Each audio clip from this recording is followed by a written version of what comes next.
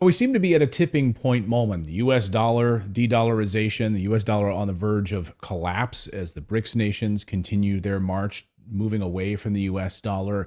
We can continue discussions about moving towards a central bank digital currency in the United States, getting us all into this dollar digital fever so we don't have cash anymore. Oh, yeah, they want to get rid of cash on top of it all.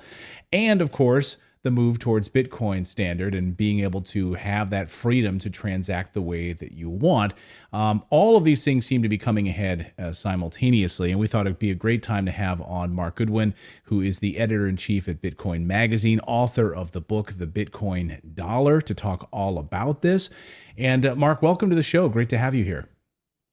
Clayton, thank you so much. Yeah, big fan of Redacted. You guys do great stuff. It's an important show, and I'm very thankful to be here. Thanks so much. Well, thank you for all of your great work on this and really educating all of us about this move towards digital currency. But I want to focus on a couple of different things today. I think stable coins is a big piece of this, and central bank digital currencies. So maybe we'll talk. Maybe we'll start with CBDCs, or central bank digital currencies. Sure. And I think your position has been that this is really a bit of like a red herring.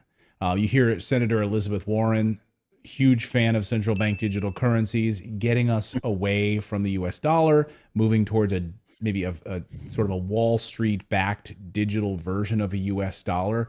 How do you see that coming together? And why do you think it's a bit of a red herring?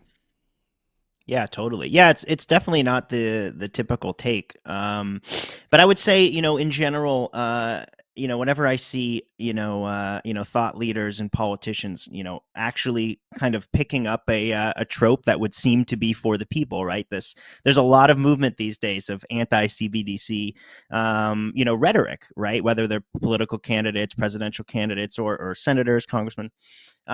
And whenever you see that, I think there's a reason, you should stop and say, hey, why do I agree with this senator here or this VP pick or something? Why is that happening?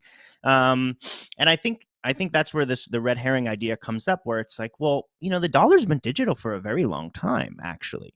The vast majority of dollars that are traded, these dollar liabilities, are digital dollars, whether they're Venmos or credits between checkings accounts in private sector banks. The digital dollar has been here. It's been here for a long time. The main issue and the fear, which is rightfully so, of CBDCs is the programmability, the seizability, giving a government basically direct access to the mint